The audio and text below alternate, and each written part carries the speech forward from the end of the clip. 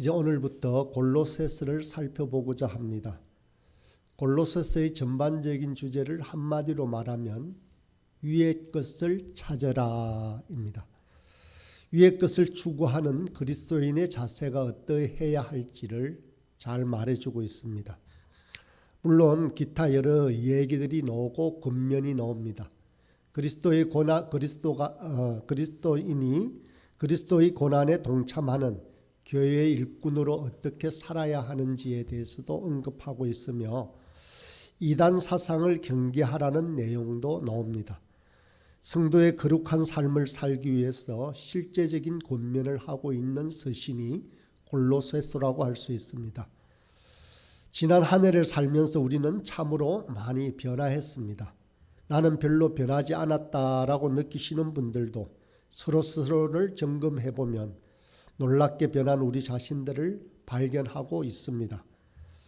이점에서 새로운 한 해를 살아가는 우리가 추구해야 할 삶을 점검하고자 서신서 한 편을 더 살펴보고자 하는 것입니다. 골로새라는 지역은 오늘날 튀르키예, 이전 터키에 해당합니다. 당시 초대교회에서 가장 유명한 도시 중 하나인 에베소에서 내륙으로 약 160km쯤 떨어진 곳입니다. 사도 바울이 3차 전도를 할 때 에베소에서 약 3년을 머물렀습니다. 이곳에서 하나님의 은혜로 말미암아 에베소에서 큰 부흥이 일어났더랬습니다. 그 부흥으로 인해서 주변 도시들에도 교회가 세워졌습니다. 다시 말해서 골로새는 에베소 교회의 부흥으로 말미암아 생겨난 교회입니다. 그런데 당시 에베소에는 골로새 지방 출신의 에바브라는 사람이 있었습니다. 이 사람이 에베소에서 복음을 듣고 회심하여 고향 골로새로 돌아가서 개척한 교회가 바로 골로새 교회입니다. 이 골로새 교회가 차츰 성장하면서 많은 문제가 생기기 시작했습니다. 그러자 에바브라가 당시 로마에 있던 바울에게 가서 어린 교회 골로새 교회의 상황을 전했습니다. 에바브라가 전한 말을 근거로 바울이 골로새 교인들에게 쓴 편지가 바로 오늘 읽는 골로새서 편지입니다. 사실 골로새서는 바울이 직접 얼굴도 보지 못한 성도들에게 쓴 편지입니다. 골로새 성도들도 바울의 이름만 들었을 뿐 교제해 본 적도 없는 상태에서 이 편지를 받은 것입니다. 골로새서는 바울이 썼습니다. 그러나 한 명이 더 나옵니다. 1절에 보면 하나님의 뜻으로 말미암아 그리스도 예수의 사도된 바울과 형제 디모데는이라고 되어 있습니다. 바울과 디모데가 함께 보낸 편지라는 것입니다. 그런데 여기서 바울을 소개하는 문장과 디모데를 소개하는 단어가 다릅니다. 바울은 하나님의 뜻으로 말미암아 사도가 된 바울이라고 합니다. 사도 바울로 소개하고 디모데는 형제로 소개하고 있습니다. 여기에는 차이가 있습니다. 사도는 하나님이 특수하게 부여하신 일시적인 직분입니다. 그 직분은 2000년 교회 역사에 있어서 다시는 발생하지 않는 그런 직책입니다. 사도는 주로 세 가지 일을 했습니다. 교회를 세우고 성경을 기록하고 기록된 성경이 정경인지 아닌지를 검증했습니다. 그렇기 때문에 초대교회 사도들은 특수한 사람들이었습니다. 사도는 오늘날에도 계속 나올 수 있는 직분이 아닙니다. 심지어 초대교회의 중요한 인물이었던 디모데에게도 사도라는 칭호를 붙이지 않고 그저 형제라고 말하고 있습니다. 그런데 오늘날 한국 교회는 자신들을 사도라고 하고 서로 선지자라고 부르는 사람들이 있습니다. 이들을 신사도 운동이라고 하는데 이들은 하나님이 성경을 기록할 때 계시한 것처럼 오늘날에도 자신들을 통해서 말씀하신다라고 주장을 합니다. 많은 이단 논란이 있습니다. 본문 1절에서 살펴보았듯이 바울이 사도인 자신과 형제인 디모데를 명확하게 구분할 만큼 사도라는 직책은 특수합니다. 현재에도 계속해서 사도의 직분이 생겨나고 그러한 사도들이 하나님의 말씀을 직접 받아 성경이 된다라는 말은 결코 성경적이지 않습니다. 이제 사도 바울과 형제 디모데는 누구에게 편지를 보내고 있습니까? 2절 상반절을 보면 골로새에 있는 성도들 곧 그리스도 안에서 신실한 형제들에게 편지하노니라고 합니다. 골로새에 있는 성도들입니다. 그들을 그리스도 안에 있는 신실한 형제들이라고 표현하고 있습니다. 골로새에 있는 성도라고 할 때 성도는 무슨 말입니까? 한자말로 그대로 풀어서 얘기하면 거룩할 성자 무리도자 해서 거룩한 무리들을 성도라고 합니다. 이전에 제가 예수님을 영접하고 처음 교회에 갔을 때 저는 성도가 아니라고 생각했습니다. 오래 믿고 신앙이 특별한 분들만이 성도라고 하는 줄 알았습니다. 성도는 거룩함의 정도나 예수를 잘 믿고 잘 사는 정도에 따라 구분하는 명칭은 아닙니다. 저와 여러분 같은 사람을 성도라고 부릅니다. 이것이 성경이 가지고 있는 기준입니다. 특별하게 거룩해서 특별한 사람이어서 성도라고 부르고 있지 않다라는 것입니다.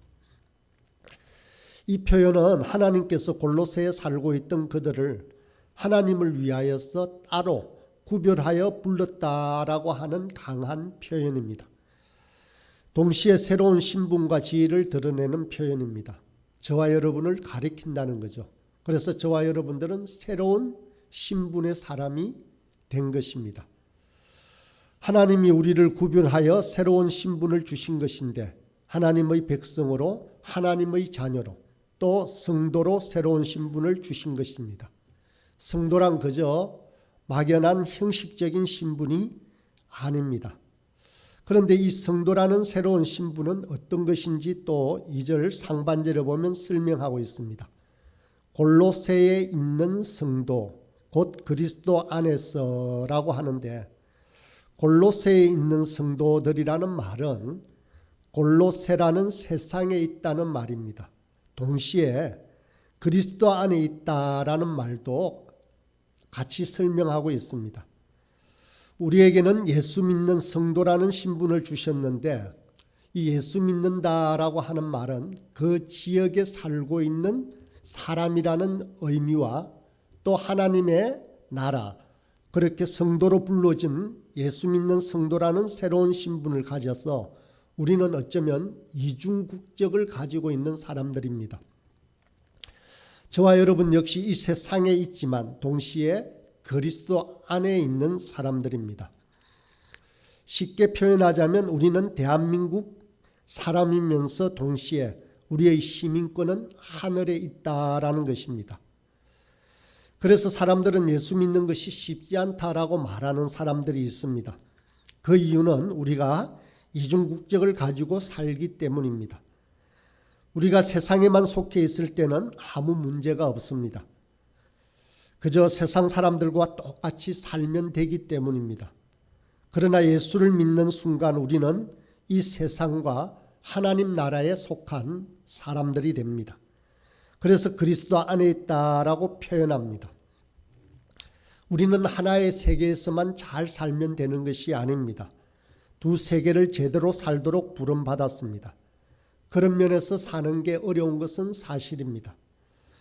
우리의 본성은 눈으로 보이고 만질 수 있는 이 세상에 사는 것이 훨씬 편할 수도 있습니다. 눈에 보이지 않는 하나님을 믿고 하나님에 속한 시민권을 붙들고 사는 것이 쉽지만은 않습니다. 그러나 세상의 방식으로 세상의 가치관을 쫓아서는 결코 이 이중국적의 신분을 잘 감당해낼 수가 없습니다. 세상에서 경쟁하여 승리한다라고 할지라도 믿음의 삶을 그 방식으로는 결코 살아낼 수 없는 불가능한 일입니다. 믿음으로 살지 않으면 결코 살아낼 수가 없습니다. 한 주간을 살면서 성경도 거의 안 읽고 기도도 거의 안 하면 신앙생활을 유지하는 것이 어렵다는 것입니다. 우리의 가치관이나 우리의 세계관이 말씀에 기초를 두어야 하고 또한 기도를 통해서 하나님의 뜻을 받아야 된다라는 것입니다. 세상에서 땅을 밟고 살면서도 우리는 하늘을 바라보아야 합니다.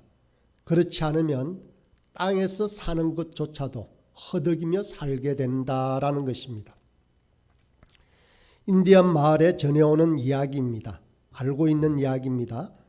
아이가 할아버지에게 물었습니다. 할아버지, 제 마음속에 2마리 개가 항상 싸우고 있습니다. 하얀 개와 검은 개입니다. 어떤 개가 이길까요? 그러자 인디안 할아버지가 대답합니다. 네가 먹이를 주는 개가 이긴다라고 했습니다.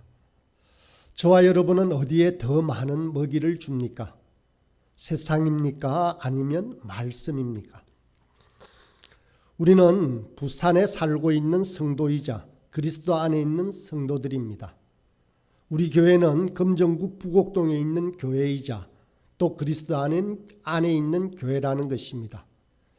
이처럼 우리의 거처가 어디에 있는지를 분명히 기억하며 살아가는 저와 여러분이 되기를 간절히 소원합니다.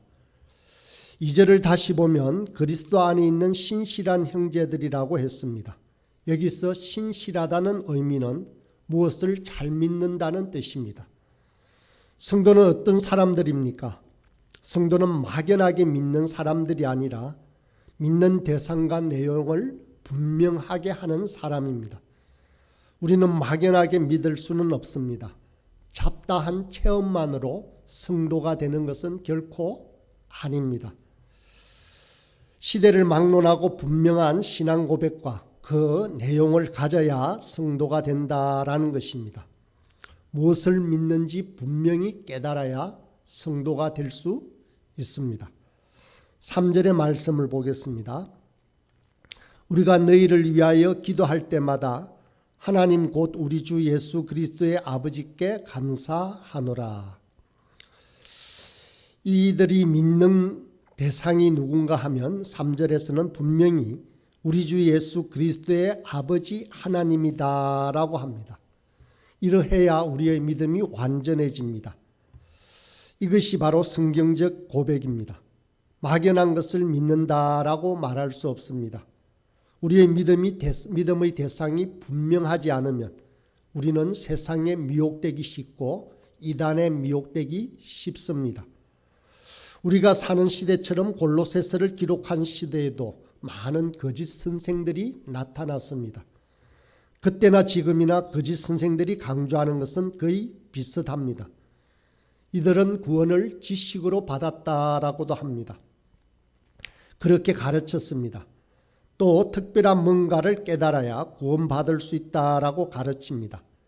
이 지식은 성경을 통해서 말씀을 묵상해서 깨달을 수 있다라고 하지 않고 자기들이 특수한 단체에 속해야 깨달을 수 있다라고 합니다. 이 지식은 모두를 위한 것이 아니라 자신들의 단체 소수를 위한 특별하고 비밀스럽고 엄밀한 것이라고 주장하는 것입니다. 이것이 이단들의 공통적인 특징입니다. 지금 바울은 신실한 형제들에게 편지를 쓰고 있습니다. 여기서 형제들이란 말은 단순한 호칭이 아닙니다. 이 말은 교회와 성도의 본질을 잘 설명해 주는 표현입니다.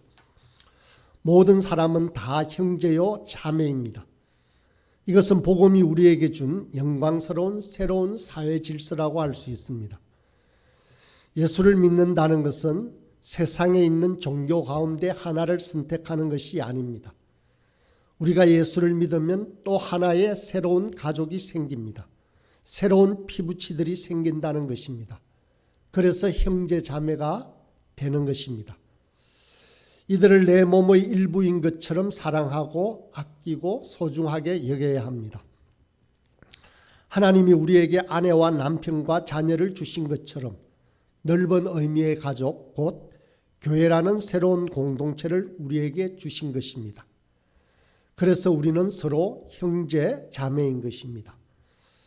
구원받은 백성은 교회 안으로 들어옵니다. 그리고 몸의 일부인 귀한 지체들을 만납니다. 여기에는 신분의 차이나 지위의 높고 낮음이 결코 없습니다.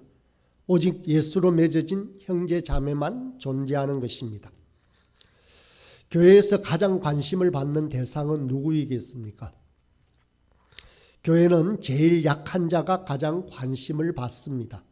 그것이 가족입니다. 가족 중에 아픈 사람이 있으면 그 사람이 가장 큰 관심을 받는 것입니다.